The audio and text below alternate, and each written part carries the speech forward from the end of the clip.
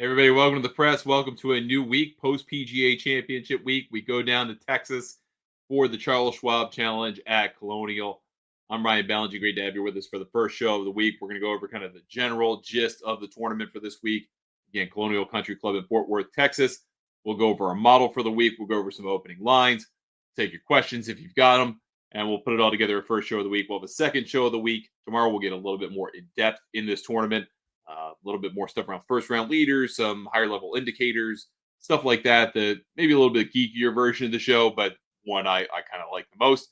And then we've got a pretty good slate this week of tournaments. So we've got the LPGA back this week. We've got the Corn Ferry Tour in action. We've got the Champions Tour in my neck of the woods with a major championship, the Senior PGA at Congressional. We've got the Soudal Open in Belgium this week. So we've got a lot to get to over the course of the week. But let's focus on our first show about Charles Schwab Challenge.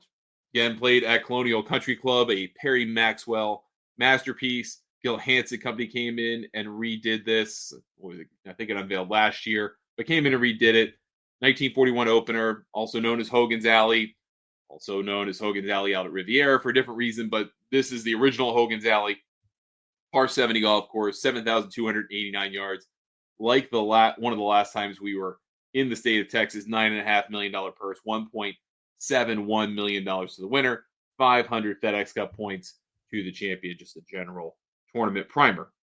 Let's take a look at what you're going to see is very obvious from the betting odds, what this field is and what it isn't. So, this is about 19 or 20 of the world top 50, but most of the top 10 is not playing in this tournament.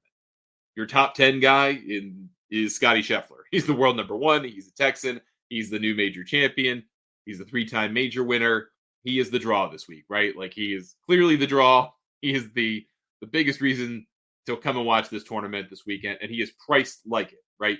Plus 250 to win is Tiger-esque in terms of his number. He got it down to like 450, 400 last week at Quail Hollow, having won in his prior start by 8 shots, tying the PGA Tour 72-hole aggregate scoring record, skipping the Truist, which turned out to be a really smart move on his part, I guess, then playing at Quail Hollow, a place that he really had never played in a stroke play capacity. He played in the President's Cup, but hadn't played it in an individual tournament.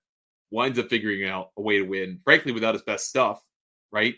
And we're going to talk about that in a minute, but winds up winning a third major championship, a second tournament in a row, and now he has been reinstalled as the guy that was Scotty Scheffler last year.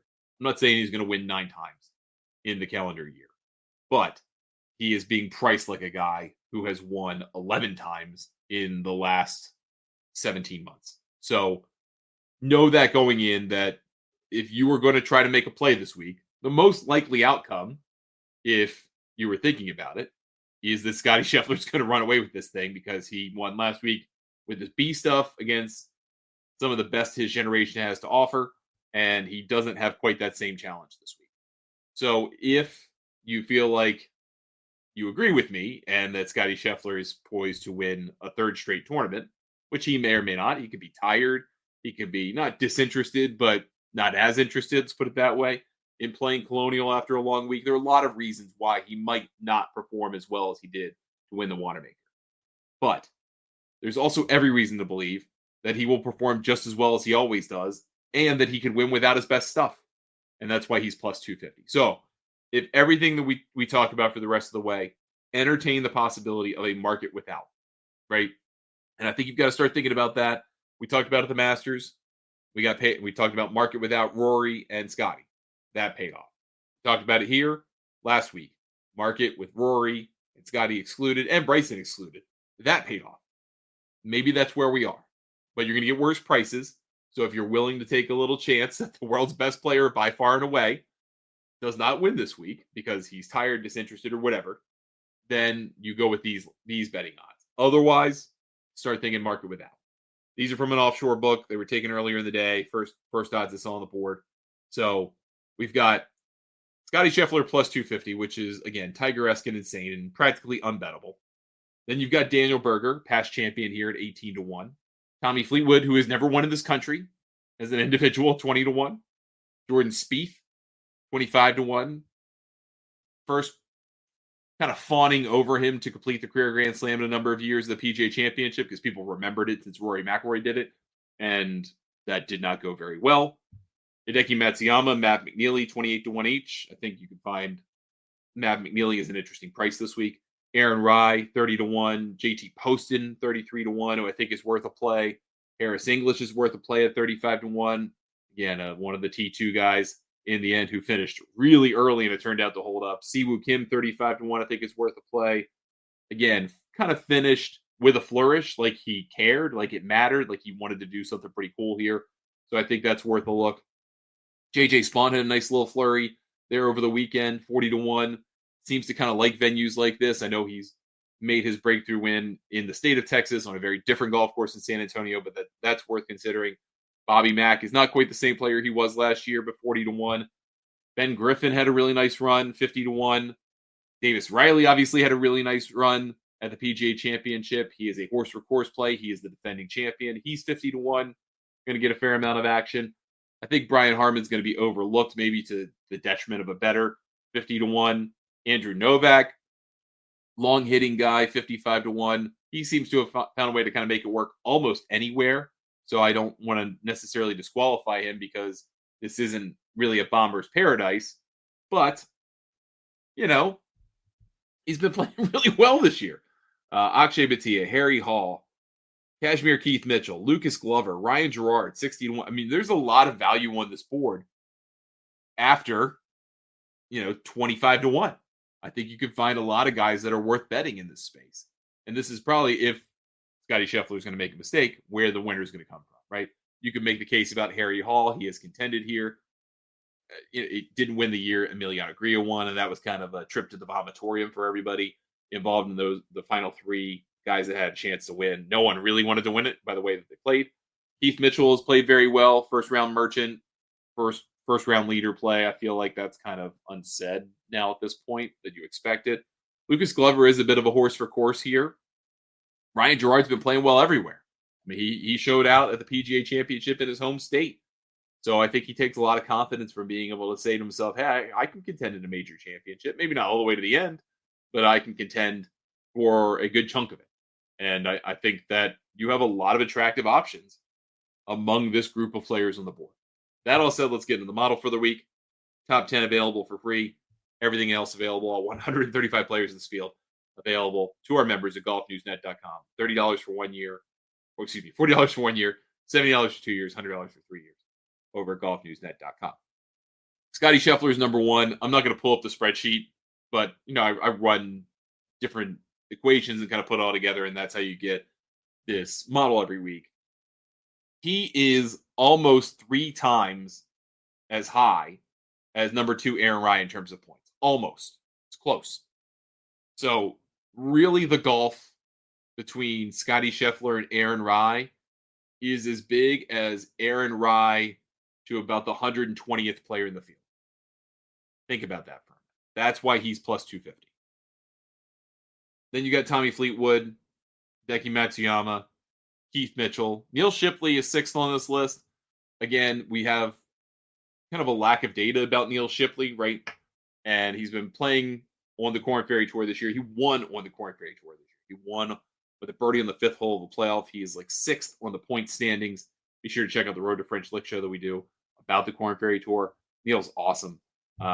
He's playing this week. He's got a great opportunity in front of him, but he ranks 6th not because he's the 6th best player in the field, but because his performance relative to his number of appearances is really good. JJ Spawn is 7, Brian Harman 8, Harris English 9, Siwoo Kim 10. So a lot of the guys we just mentioned that first slide that are 28-1 or deeper, they show up here on this list. I'm kind of surprised Maverick McNeely didn't show up here a little bit higher, but he's not quite as consistent as I would like at times. But I do think this is a golf course that suits him extremely well. If you want to try and draw some kind of parallel, I think you could see it to a couple of different places on the PGA Tour. To a degree, Harbor Town, not exactly. To a degree, Sea Island, I think that's a better, more apt comparison. So you can try to kind of make some assumptions, make some leaps in judgment based on that. I think that's fair to say. Let's talk about some horses for courses here. We've mentioned a couple of them that didn't quite make the graphic. JT Poston and Lucas Glover. would qualify, I think, but I just didn't put their names on here. Jordan Spieth is your horse for course play, and that can't be a comforting thing, right? I mean, 3 top 15 finishes in the last 5 years in this tournament. He, like Scheffler, likes to play the Texas events, at least as many as he can. He's played this and had some success, right? I mean, that's a good record. He's also not playing great, but he's not playing bad. It's really hard. I mean, I find it very hard to bet Jordan Spieth for the experience, the ups and downs of it. I mean, that's not fun. It just doesn't feel like he's going to win anytime soon. I know he's won the last couple of years, but that doesn't feel like it's inevitable. You got Harris English, who obviously had himself a great Sunday and got a great payday out of the PGA Championship, even though he was no threat to win it. Already a winner, knows how to play this place. There's a lot of value, I think, in Harris English. Scotty Scheffler, come on, man. World number 1, he likes everywhere. He's a horse for every course, except Pinehurst number 2, apparently. So you have to like his chances here. He makes every graphic. Davis Riley, winner here, top 5 here in 22. So he's done what you got to do here to be successful. And coming off of that big boost of a great weekend of the PGA Championship, what you don't know is if he's going to be really tired and exhausted from that, or he's going to feel buoyed by the fact that he gets to go to play a place he really clearly likes and will do well.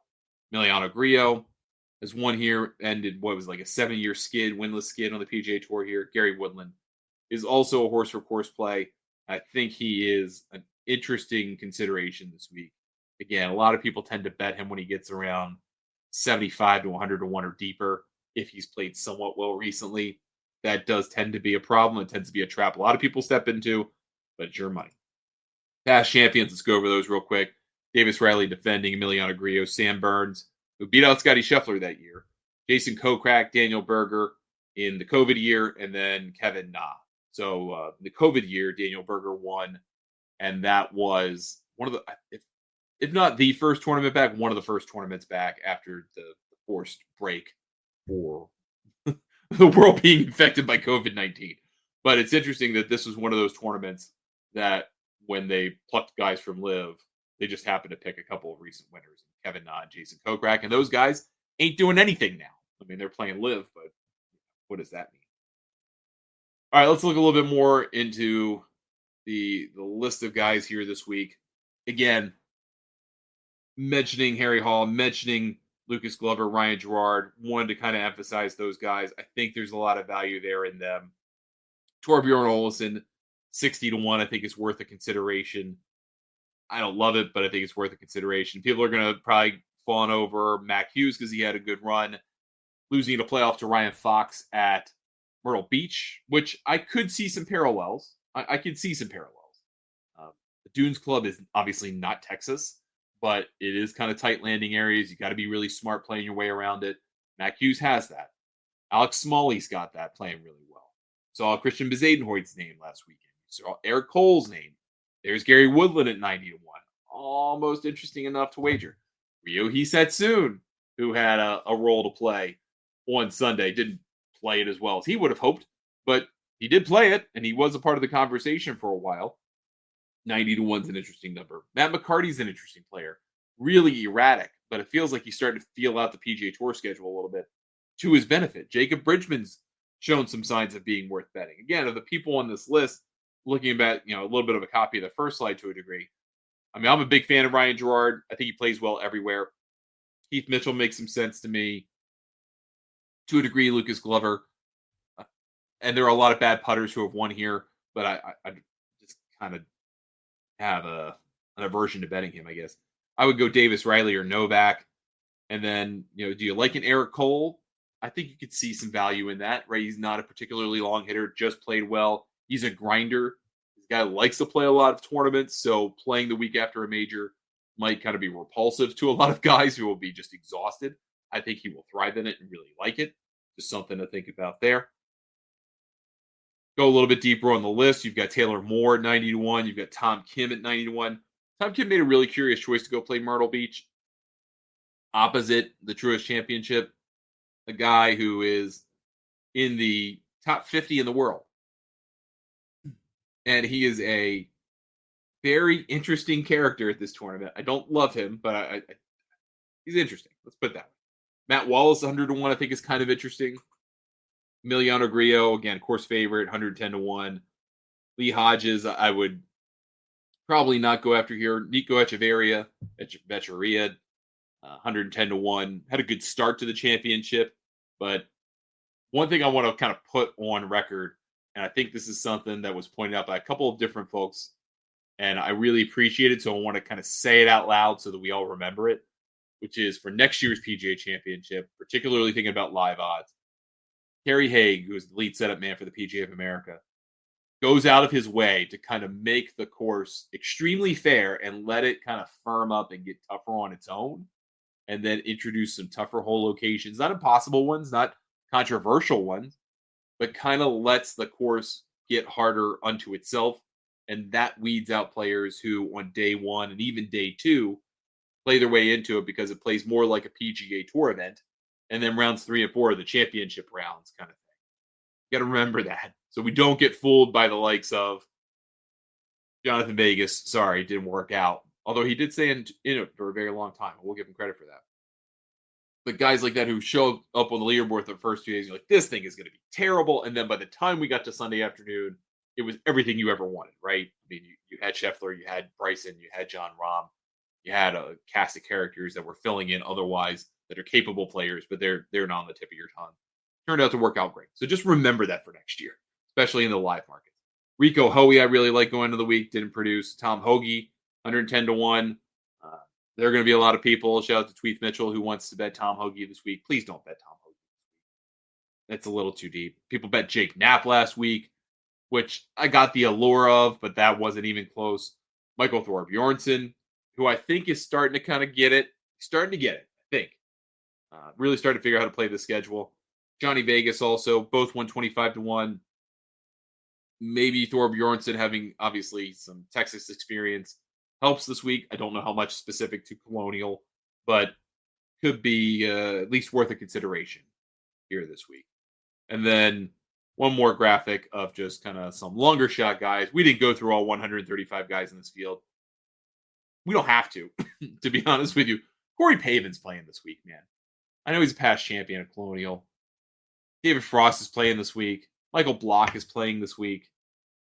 We've got guys who could be playing and legitimately competing in Congressional and a senior major, and they have chosen not to play that because they're going to play at Colonial, an event where they will almost certainly miss the cut and have no chance of sniffing any portion of the $9.5 million purse, instead of going and playing in a senior major where they might have had a chance of sniffing the weekend and maybe even getting some money out of it.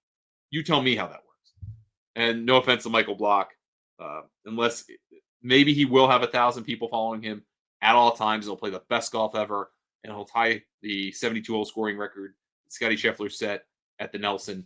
I don't know, but I don't think you want to know what his betting odds are this week because the market does not think he's going to do that. Looking at guys who may have an outside chance of winning, I think Henrik Norlander and Sami Välimäki are always interesting plays to me.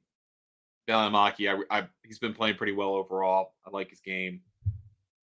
165-1 is worth an interesting sweat. The other guys on this list, Highsmith, Hubbard's kind of interesting. He has an okay record here. Patrick Rogers, nah. Bo Hostler, maybe, but no. Gooch, no. Max McGreevy, no. Neil Shipley's kind of interesting to me.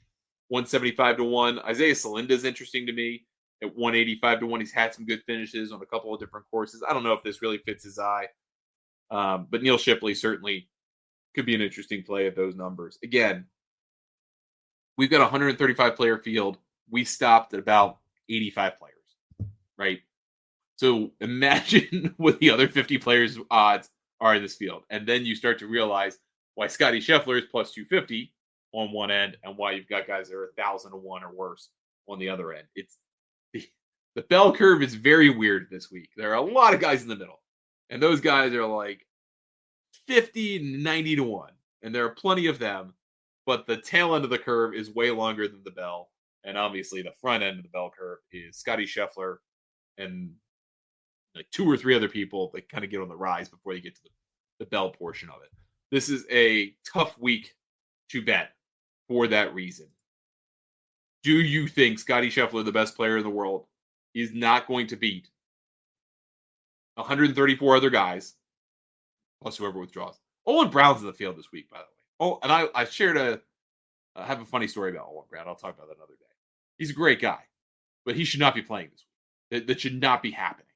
And so I think the reality has to set in that, 40, 50 guys shouldn't be here, but they're not going to play a part, right? So this is a 90-player tournament, and Scotty Scheffler beat 89 other guys and win a third tournament in a row? Absolutely. Would you feel like a fool if you won by 5 or 6 and you bet some of the guys that we talked about? Yeah, probably. But I feel like we're also entering that phase right now on the PGA Tour where there are 3 or 4 guys. Really, right now on the PGA Tour side, there are 2 guys in Rory and Scotty that are dominating. Right now, it's Scotty's turn to dominate. And pretty much every time he tees it up, you have to assume he's going to win. So you either play the market without or you hope he stumbles.